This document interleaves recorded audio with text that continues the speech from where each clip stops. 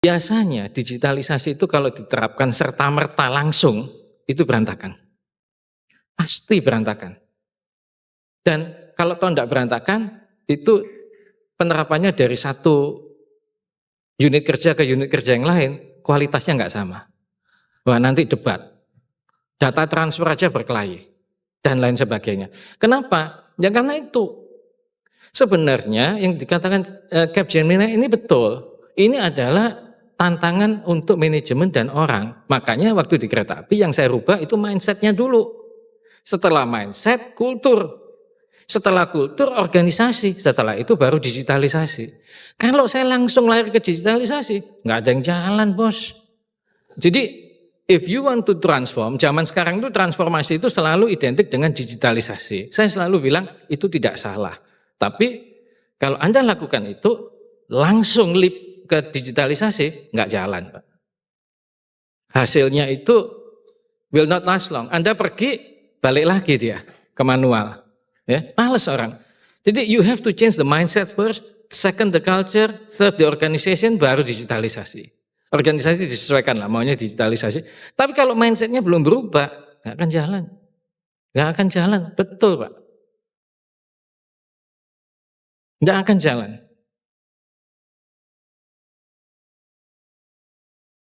Contoh ya, nggak tahu sekarang sih jalannya setengah jalan setengah nggak tahu. Dulu waktu saya tugas di kereta api sama, yang saya rubah itu dulu, baru digitalisasinya terakhir. Makanya tiketing, digitalisasi segala macam itu mulainya 2012 awal, 2011 akhir. Ya setelah saya 3 tahun, kereta listrik Jabodetabek 2011. Pertengahan baru mulai dirubah, ditertibkan dan sebagainya. Setelah saya 3 tahun, karena kalau itu mau duluan, habis Pak, nggak jalan. Nggak ada yang jalan, nggak ada yang ngerti, nggak ada yang mau juga. Ya, jadi mindsetnya harus dirubah dulu. Di kereta api Indonesia, itu saya keliling 3 bulan sudah hampir nyerah. Kenapa?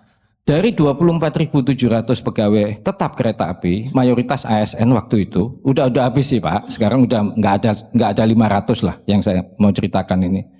Dari jumlah 35.000 pegawai.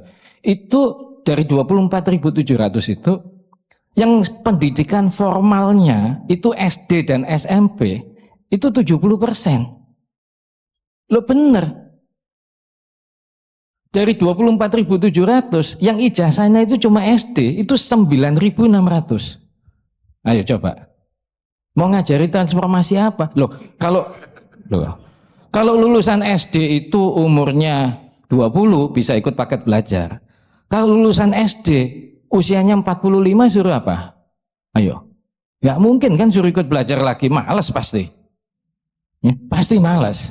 Yang sekolahnya itu kan zaman dulu ada ST itu ya. Ya, yang sekolah teknik yang kayak SMP. Itu 6.700.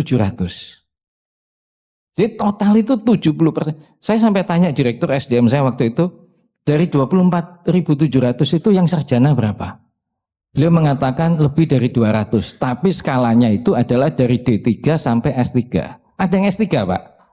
Kan ada yang kelompok pemimpi Pak, bukan pemimpin, pemimpi ya. Ya. Ada Pak, ada di kereta api juga ada. Loh, ada, pasti ada lah. Ya, itu namanya kelompok bukan pemimpin, pemimpi, nggak pakai N. Oke. Ada.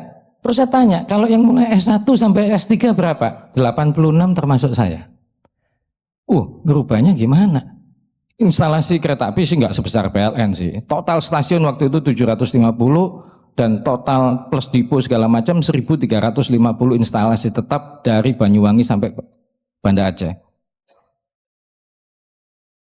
Tapi sarjananya cuma 86. 86 aja grup pemimpinya ada 20.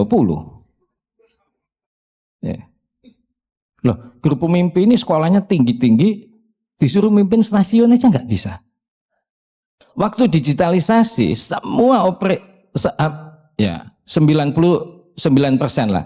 Operator dari mainframe yang dioperasikan di kereta api, di Bandung, terus ada backupnya di Serpong dan sebagainya, itu anak-anak yang sekolahnya itu cuma STM mesin loh. Saya cuma gampang satu. Kalau ada hacker bisa masuk, pokoknya you harus mengundurkan diri. Udah gampang kan? Nggak ada sampai hari ini. Hacker bisa masuk sistem tiketing kereta api. Nggak ada. Nah, kenapa bisa? Itu yang dirubah mindsetnya. Ya, lo kalau nggak ngerubah mindset, 70% lulusan SD SMP coba kereta api bisa berubah kayak apa? Nggak bisa pasti. Menurut saya.